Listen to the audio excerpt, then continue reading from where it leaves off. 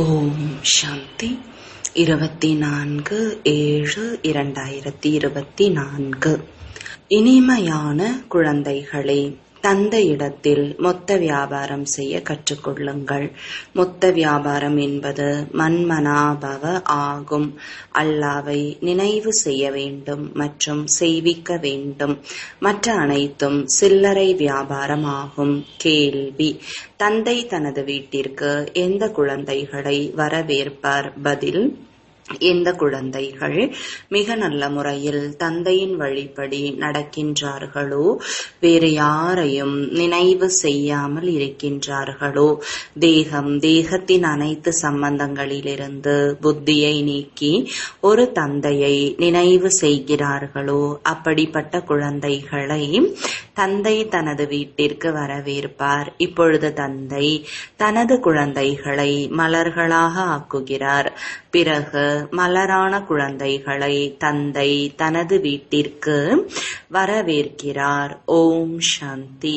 குழந்தைகள் தங்களது தந்தை மற்றும் சாந்தி தாமம் சுகதாமத்தின் நினைவில் அமர வேண்டும். ஆத்மாவானது தந்தையை மட்டுமே நினைவு செய்ய வேண்டும். இந்த துக்கதாமத்தை மறந்துவிட வேண்டும். தந்தை மற்றும் குழந்தைகளின் இந்த தொடர்பு இனிமையானது. இப்படிப்பட்ட இனிய சம்பந்தம் வேறு எந்த தந்தைக்கும் ஏற்படாது. சம்பந்தமானது முதலில் தந்தையிடம், பிறகு ஆசிரியரிடம், பிறகு குருவிடம் ஏற்படுகிறது. இப்பொழுது இங்கு இந்த மூவரும் ஒருவராக இருக்கின்றார். இது புத்தியில் நினைவு இருந்தால் மகிழ்ச்சிக்கான விஷயமாகும். ஒரே ஒரு தந்தை கிடைத்திருக்கிறார். அவர் மிக எளிய வழியை கூறுகிறார். தந்தையை, சாந்தி தாமத்தை மற்றும் சுகதாமத்தை நினைவு செய்யுங்கள். இந்த துக்கதாமத்தை மறந்து விடுங்கள். ஊர் சுற்றினாலும் புத்தியில் இது மட்டும் நினைவில் இருக்க வேண்டும். இங்கு தொழில் போன்ற காரியங்கள் வேறு எதுவும் கிடையாது. வீட்டில் அமர்ந்து இருக்கிறீர்கள். 3 வார்த்தைகளை நினைவு செய்ய தந்தை கூறுகிறார். உண்மையில் இருப்பது ஒரு வார்த்தைதான். தந்தையை நினைவு செய்யுங்கள். தந்தையை நினைவு செய்வதன் மூலம் சுகதாமம் மற்றும் சாந்தி தாமம் 2 ஆஸ்தியின் நினைவு வந்துவிடுகிறது. கொடுக்கக்கூடியவர் தந்தை மட்டுமே. நினைவு செய்வதன் மூலம் மகிழ்ச்சியின் அளவு அதிகரிக்கிறது. குழந்தைகளாகிய உங்களது மகிழ்ச்சி மிக பிரபலமானது. பாபா நம்மை வீட்டிற்கு வரவேற்பார் என்பது குழந்தைகளின் புத்தியில் இருக்கிறது. ஆனால் யார் நல்ல முறையில் தந்தையின் வழிப்படி நடக்கிறார்களோ, வேறு யாரையும் நினைவு செய்யாமல் இருக்கிறார்களோ, அவர்களை வரவேற்பார். தேகத்தின் அனைத்து சம்பந்தங்களிலிருந்து புத்தியை நீக்கி என் ஒருவனை மட்டும் நினைவு செய்யுங்கள். பக்தி மார்க்கத்தில் நீங்கள் அதிக சேவைகளை செய்தீர்கள். ஆனால் செல்லக்கூடிய வழி கிடைக்கவே இல்லை. இப்போது தந்தை மிகவும் எளிய வழியை கூறுகிறார். தந்தை தந்தையாகவும் ஆசிரியராகவும் இருக்கிறார். உலகின் முதல் இடை கடைசியின் ஞானத்தை கூறுகிறார். வேறு யாரும் புரிய வைக்க முடியாது என்பதை மட்டும் நினைவு செய்தால் போதும். இப்பொழுது வீட்டிற்கு செல்ல வேண்டும் என்று தந்தை கூறுகிறார். பிறகு முதலாக சத்யுகத்திற்கு வருவீர்கள். இந்த மோசமான உலகத்திலிருந்து இப்பொழுது செல்ல வேண்டும். இங்கு அமர்ந்திருக்கலாம், ஆனால் இங்கிருந்து இப்பொழுது சென்றுவிட வேண்டும். தந்தை மகிழ்ச்சி அடைகிறார். குழந்தைகளாகிய நீங்கள் அதிக காலமாக தந்தையை அழைத்தீர்கள். இப்பொழுது மீண்டும் தந்தையை வரவேற்கிறீர்கள். நான் உங்களை மலர்களாக ஆக்கி பிறகு சாந்தி தாமத்தில் வரவேற்பேன் என்று தந்தை கூறுகிறார். மீண்டும் நீங்கள் வரிசைப்படியாக சென்று விடுவீர்கள். எவ்வளவு எளிதாக இருக்கிறது. இப்படிப்பட்ட தந்தையை மறந்துவிடக்கூடாது. செய்யக்கூடாது. தந்தை மிக இனிமையானவராக வெளிப்படையானவராக இருக்கிறார். ஒரு தந்தையை மட்டுமே நினைவு செய்யுங்கள். விரிவாக புரிய வைத்தாலும் கடைசியில் அல்லாவை நினைவு செய்யுங்கள். வேறு யாரையும் நினைக்காதீர்கள் என்று கூறுகிறார். நீங்கள் பல பிறப்புகளில் ஒரு நாயகனுக்கு நாயகியாக இருக்கிறீர்கள். பாபா, நீங்கள் வந்துவிட்டால் நாங்கள் உங்களுடையவர்களாகவே இருப்போம் என்று நீங்கள் பாடி வந்தீர்கள். இப்பொழுது அவர் வந்திருக்கிறார் என்றால் ஒருவருடையவராக ஆக வேண்டும் அல்லவா? நிச்சய புத்தியுள்ளவர்கள் வெற்றியடைகிறார்கள். ராவணனின் மீது வெற்றி அடைவீர்கள். பிறகு ராமராஜ்யத்திற்கு வர வேண்டும். கல்ப கல்பமாக நீங்கள் ராவணன் மீது வெற்றியடைகிறீர்கள். ராமராஜ்யத்தின் மீது உங்களுக்கு உரிமை இருக்கிறது. தந்தையை அறிந்து கொள்கிறீர்கள். ராமராஜ்யத்தின் உரிமை கிடைத்து விடுகிறது. மற்றபடி உயர்ந்த பதவி அடைவதற்கு முயற்சி செய்ய வேண்டும். வெற்றி மாலையில் வர வேண்டும். வெற்றி மாலை பெரியதாக இருக்கிறது. ராஜா ஆகின்ற பொழுது அனைத்தும் கிடைக்கும். தாசதாசிகள் அனைவரும் வரிசைப்படியாக உருவாகிறார்கள். அனைவரும் ஒரே மாதிரியாக இருப்பது கிடையாது. சிலர் மிக நெருக்கத்தில் இருப்பார்கள். அரசன் அரசி எதை சாப்பிடுகிறார்களோ, பண்டாராவில் எது சமைக்கப்படுகிறதோ அவை அனைத்தும் தாசதாசிகளுக்கு கிடைக்கும். அதையே 36 வகையான உணவு என்று கூறப்படுகிறது. ராஜாக்களை கோடீஸ்வரர்கள் என்று கூறப்படுகிறது. பிரஜைகளை பதம்பதி என்று கூறுவது கிடையாது. அங்கு செல்வத்திற்கு எந்த குறையும் இருக்காது. ஆனால் இந்த அடையாளம் தேவதைகளுக்கு இருக்கிறது. எந்த அளவிற்கு நினைவு செய்வீர்களோ அந்த அளவிற்கு சூரிய வம்சத்திற்கு வருவீர்கள். புதிய உலகிற்கு வர வேண்டும் அல்லவா? பேரரசன் பேரரசியாக ஆக வேண்டும். நரனிலிருந்து நாராயணன் ஆவதற்கான ஞானத்தை தந்தை கொடுக்கிறார். இதைதான் ராஜயோகம் என்கிறோம். மற்றபடி பக்தி மார்க்கத்தின் சாஸ்திரங்களையும் அனைவரையும் விட அதிகமாக நீங்கள் தான் படிக்கிறீர்கள். அனைவரையும் விட அதிக பக்தி குழந்தைகளாகிய நீங்கள் செய்திருக்கிறீர்கள். இப்பொழுது தந்தையை சந்திக்கிறீர்கள். என் ஒருவனை நினைவு செய்யுங்கள் என்று தந்தை புரிய வைக்கிறார். குழந்தைகளிடத்தில் தந்தை பலியாகி விடுகிறார். வாரிசாக இருக்கிறார் என்றால் பலியாக வேண்டி இருக்கிறது.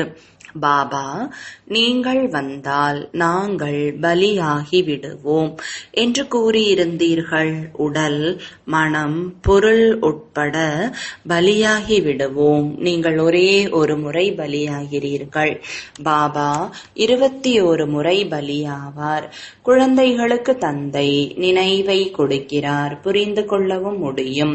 அனைத்து குழந்தைகளும் வரிசை கிரமமான முயற்சியின் அடிப்படையில் அவரவர்களது பாக்கியத்தை அடைவதற்காக வந்திருக்கின்றனர்.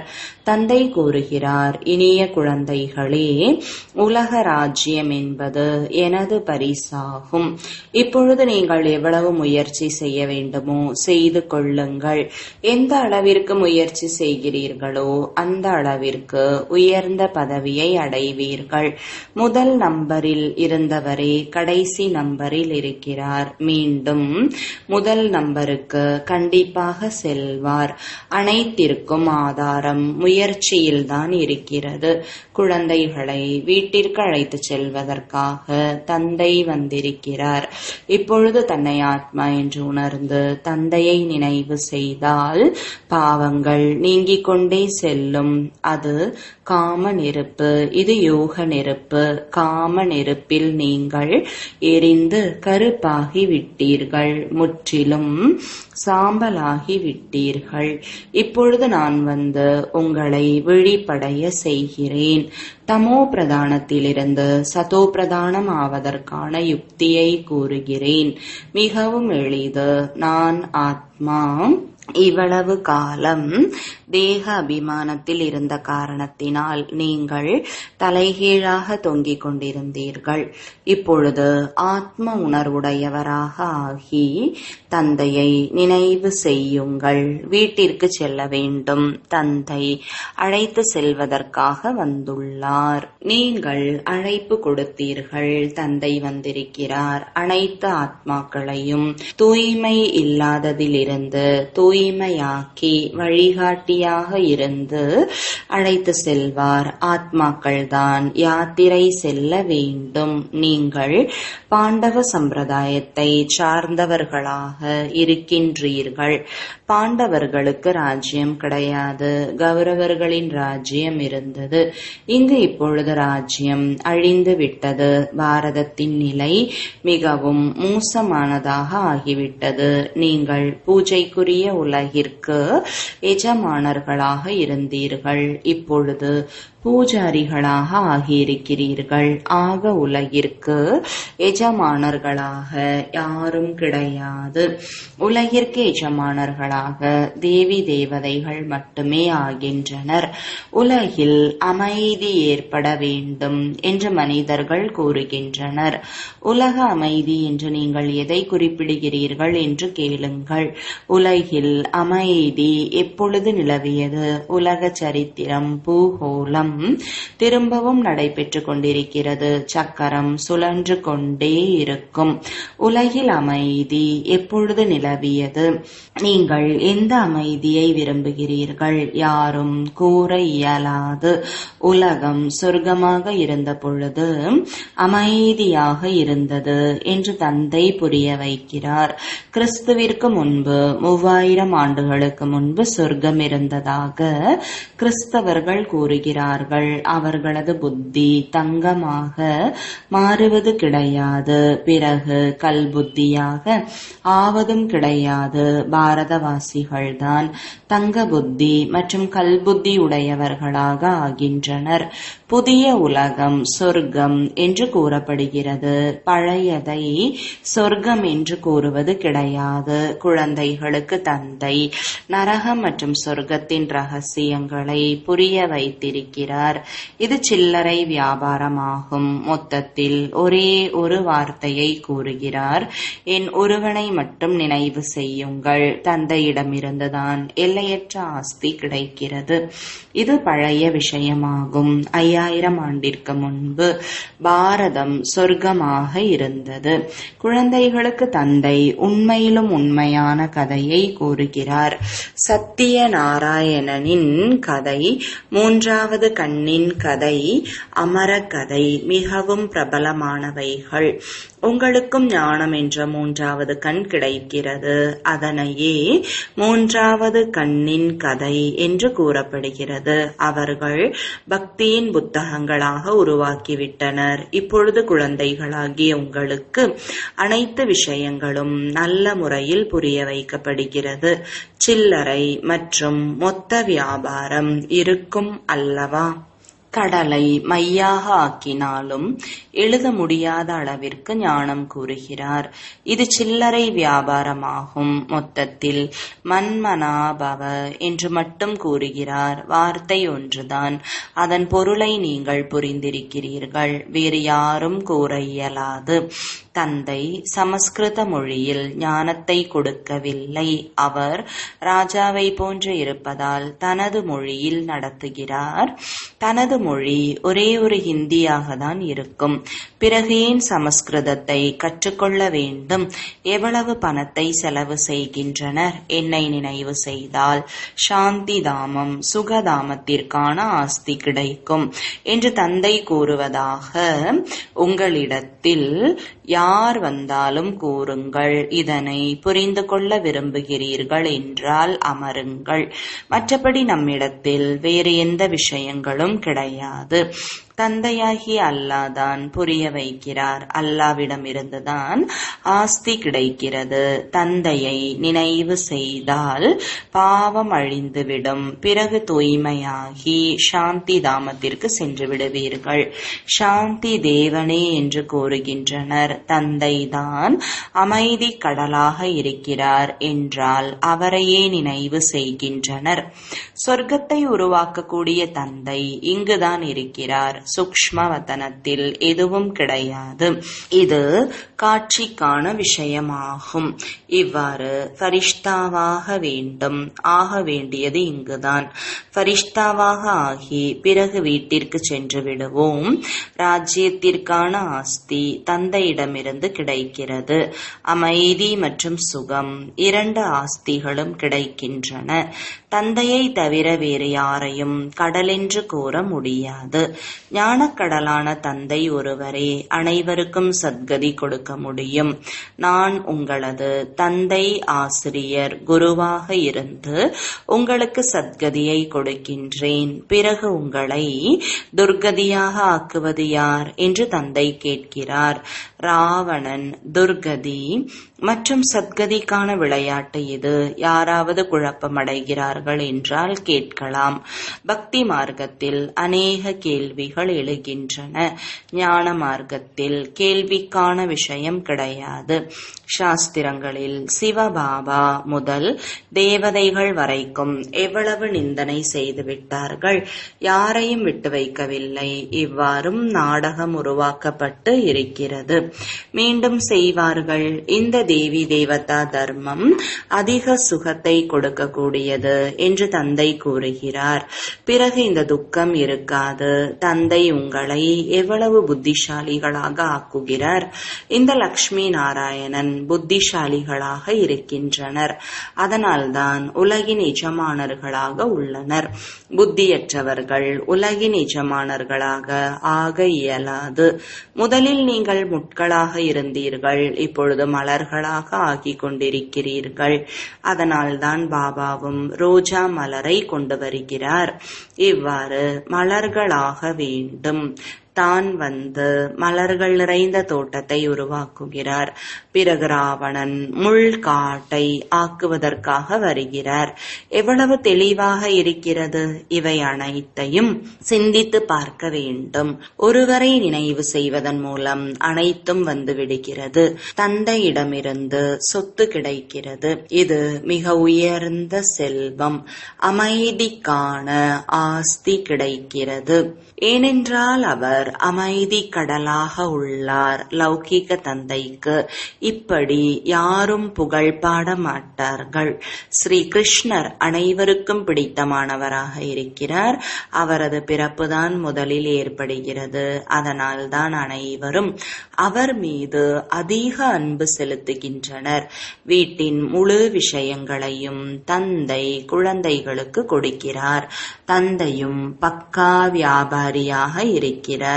மிக சிலரே இப்படிப்பட்ட வியாபாரம் செய்ய முடியும். மொத்த வியாபாரிகளாக மிக சிலர்தான் ஆகிறார்கள். நீங்கள் மொத்த வியாபாரிகள் அல்லவா? தந்தையை நினைவு செய்து கொண்டே இருக்கிறீர்கள். சிலர் சில்லறை வியாபாரம் செய்து பிறகு மறந்து விடுகின்றனர். நிரந்தரமாக நினைவு செய்து கொண்டே இருங்கள் என்று தந்தை கூறுகிறார். ஆஸ்தி கிடைத்துவிட்டால் பிறகு நினைவு செய்ய வேண்டிய அவசியம் இருக்காது. லௌகீக சம்பந்தங்களில் தந்தைக்கு வயதாகிவிட்டால் சில குழந்தைகள் கடைசி வரைக்கும் உதவியாளர்களாக இருக்கின்றனர். சிலர் சொத்தை அடைந்து விட்டால் பிறகு அழித்து விடுகின்றனர். பாபா அனைத்து விஷயங்களின் அனுபவசாலியாக உள்ளார். அதனால்தான் தந்தை இவரை தனது ரதமாக ஆக்கியுள்ளார். ஏழை செல்வந்தன் போன்ற அனைத்திலும் அனுபவசாலியாக உள்ளார். நாடகப்படி இவர் ஒருவர் மட்டுமே ரதம். இதனை ஒரு பொழுதும் மாற்ற இயலாது. நாடகம் உருவாக்கப்பட்டிருக்கிறது. ஒரு பொழுதும் மாற்றம் ஏற்பட இயலாது.